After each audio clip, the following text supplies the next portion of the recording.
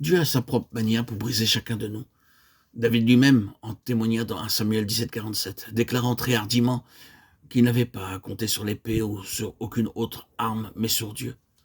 Malgré cela, après avoir remporté bien d'autres batailles par la puissance du Seigneur, il voulut s'enorgueillir en dénombrant son peuple pour montrer aux autres que dans son royaume, il y avait beaucoup d'hommes puissants et valeureux pour vaincre l'ennemi.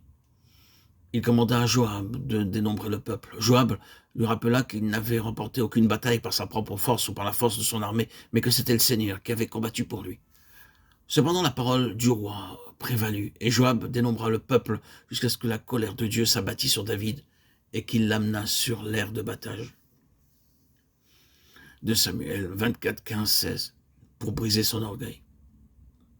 Une aire de bataille est un endroit où les hommes séparent le grain de la balle.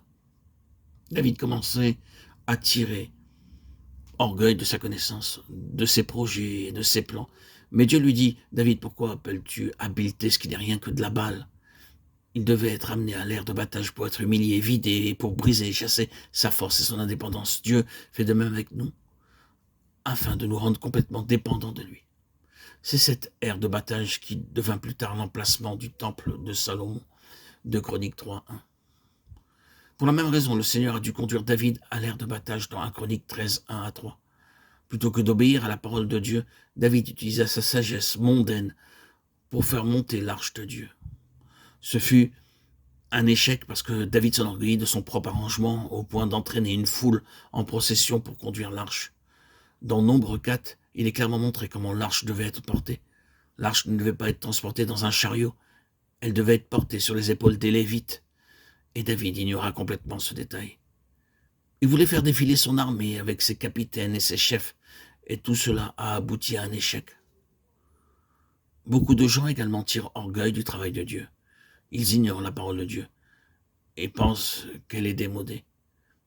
Ils tirent plutôt orgueil de leur diplôme, de leur philosophie. Et pour impressionner les foules, ils utilisent des moyens mondains et construisent des bâtiments. Pour prêcher l'évangile, ils comptent souvent sur les caméras ou d'autres moyens. Ils n'utilisent pas la parole de Dieu comme ils le devraient. En prêchant, ils utilisent des références pour appuyer ce qu'ils disent.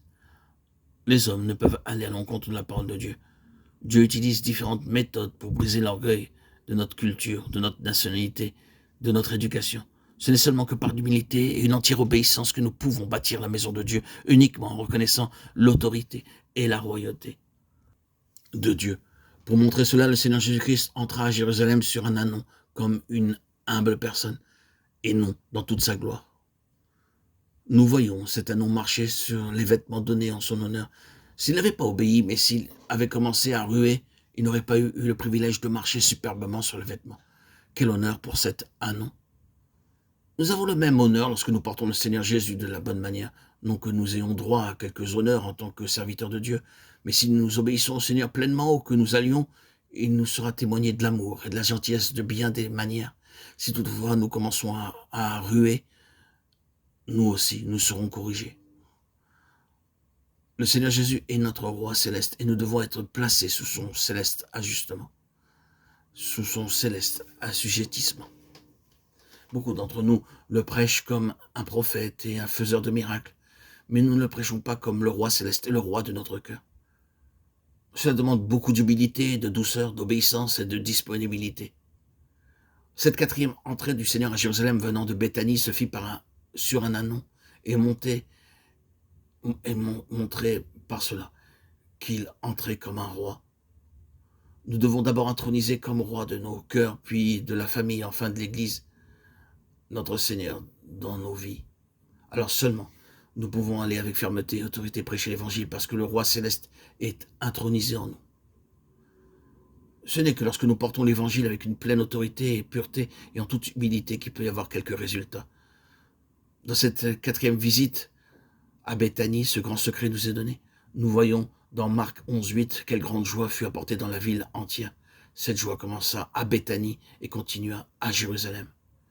Béthanie était un petit village quand on le comparait à Jérusalem, qui était rempli de beaucoup de gens, y compris les scribes, les pharisiens et les gens riches. Mais ils étaient complètement aveugles spirituellement. Bien que Béthanie fût un petit village, la joie vint de cet endroit.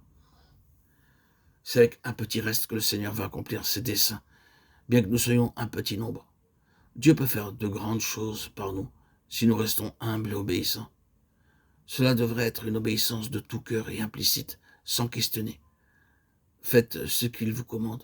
Nous trouvons ici, lorsque certains de ceux qui étaient là demandèrent aux disciples ce qu'ils faisaient. Marc 112,5. En détachant l'anneau, ils répliquèrent que Jésus le voulait et le laissèrent aller. Aussi, quoique le Seigneur vous demande, donnez-le rapidement, volontairement et joyeusement, et vous découvrirez le secret de sa puissance pour une vie triomphante, un foyer heureux, une église vivante.